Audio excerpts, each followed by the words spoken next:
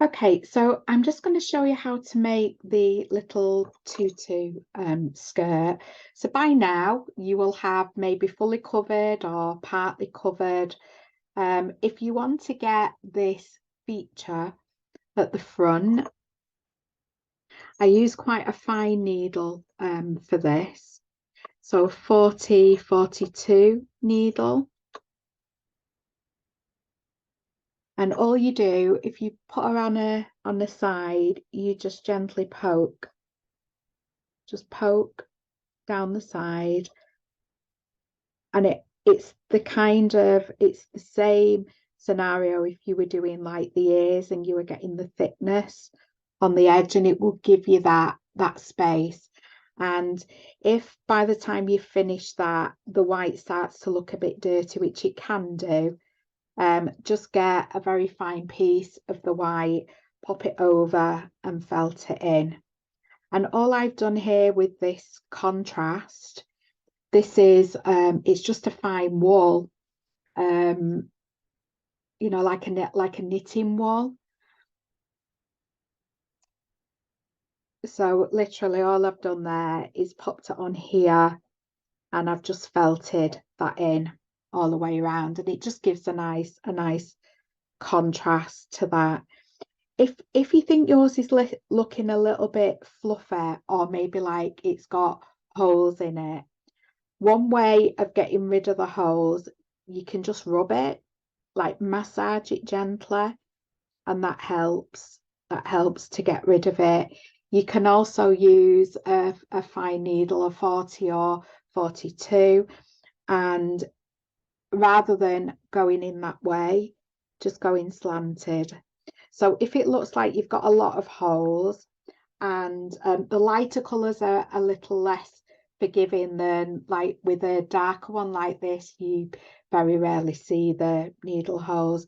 So if you just did a very thin, put it over, again with your needle slanted, and very gently poke that in, it actually does disguise the holes for you. Okay, so I'm going to show you how to make a really simple tulle skirt. So I've got two different colours. I've got a white and a pink. So what you need to do first is I'm going to do white around the waist area. So you're looking for roughly, for mine it's about 18 centimetres, but it's enough to tie around the waist and to do a bow. Okay, so I'll show you how to add these on. So I'm getting a piece, I've cut some already about 4 centimetres wide, but honestly, the best thing to do is cut a piece off. You're literally, the piece in the middle, you're tying, maybe start from the middle, it's a bit easier. You're tying that over, tie it, push it up. Okay, so you can do different lengths if you want to do that. It can look quite nice, that actually. So if you put it on the waist and pull down, and then you can see lengthwise, so that one's a little bit long. So I just turn that round again. It was long because it's my waist piece. Okay, so I'm just gonna pull them. When you tie it on, you just tip them over, tie that on, and just have a look and see how that's sitting. So that's quite a nice length actually, but you can do it until you finish, and then once you've finished, you can trim them. Okay, I'll just take that one off there. Okay, so literally that's all you're doing. Just get those into the middle. There we go. You're just taking a piece, you're tying it round and there. Yeah.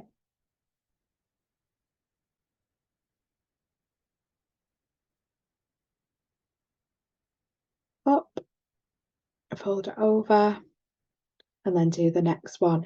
Now, if you want to do a couple of layers, the way you do that is get these all on first, and then it's just exactly the same process. You're taking a piece of the tulle and you're just going over. So you might want to do it like in between. The other option you've got is to do two. So make one with one layer. You might want to maybe do a longer layer to go first with a shorter layer on the top. I may actually do that this time. So you do that until you go around, all the way around to the back and tie. And if you want to, you can get some nice ribbon and you can stick some ribbon on there, or you can get some of this nice embroidered ribbon and put that on. So that's like a waistband. That looks quite nice actually. Okay, so nice and simple. Again, just use your creativity. You can use organza as well, although it does fray quite easy. So the tulle, I would recommend to use the tulle or to use ribbon. So you would use it in the same way. You would have a piece and you would tie the ribbons on that and put that around. So if you don't have tulle, that's another way of doing that. So by now you've probably got something that looks like this. So you're folding over. You've got your ends to tie around. And generally what I'd do, I'd have a bit of a check. So I put this on, just bunch them up a little. Make sure they're all folded over. So I've done pink and white on mine along there. I put that at the waist, turn her over, and I'm just going to tie this, which will then allow me to move the tulle that I've tied onto there around. So I just need to make sure, because I have a habit of getting hold of the wrong bit. Okay, so we're just going to do this. We're not going to tie in a bow or anything like that. Just do it quite loosely. See if you can fit in here. Sometimes it's a bit easier if you can hop into something. So what we're doing now is we're just going to move what you've tied around.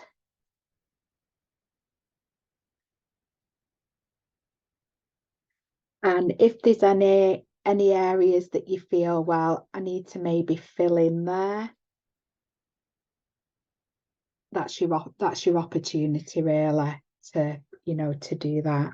So I'm just going to move these around, and then it'll show me where I need to maybe add a little bit more, but you get the idea of it's quite a fancy looking little dress. Yeah, and you can hold it down at the bottom. That's the easiest way. And if you want to trim, like I'd like this, a few stragglers there, I always do it on an angle like that. Yeah, and you get that lovely fullness then from that. So you could easily make a little ballerina. So you could do a head like I have on this one. So rather than doing that pear shape for the mouse, you could just do a circle and follow the pattern exactly the same and replace that there. So I'm just going to move those around a little bit more on mine. If I take that off, I can see that I've got a couple of gaps there that I can just fill in, but otherwise I'm happy with that. You can, as I said earlier, you can add embellishments onto that. I'm aware that the waistband's going to be covered on that, but I'm not I'm not concerned about that. I actually may add a nice flower like that on the waist because I quite like that. I think that looks really pretty. So have a look, see where your gaps are. I haven't got many at all, maybe one there and one there, and add the tulle. You obviously can get tulle in lots of different colours. I think the pink and white looks really pretty, but you can get really vibrant colours. So again, use your own creativity. If you wanted to add sequins on here, you can get the little sticky ones. You could add that on too. I'll leave you check in on your skirt. If you don't attach the skirt yet, because we're going to do some little shoes on here first, and then we'll attach the head, and then we'll add the skirt onto there. And like I say, you can decide. So I'm going to have mine sat up so I can hold it there, and with my strong needle, a 36 or a 38 needle, I'm gonna, ooh, I'll have to have a tidy up time.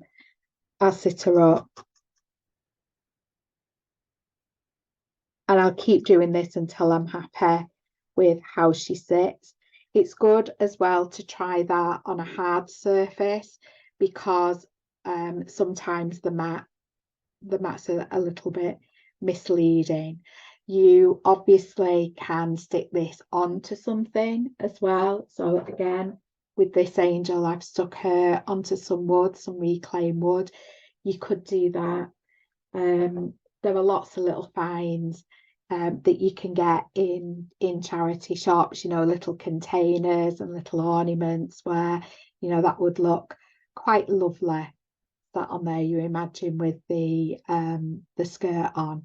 That would be really lovely. And actually this was a charity shop find. So that, you know, again, that would be really lovely to put that on. So use your imagination, ladies. I'm thinking of like a little cupcake mouse for celebrations, but I'll decide that when we do the finishing touches at the end.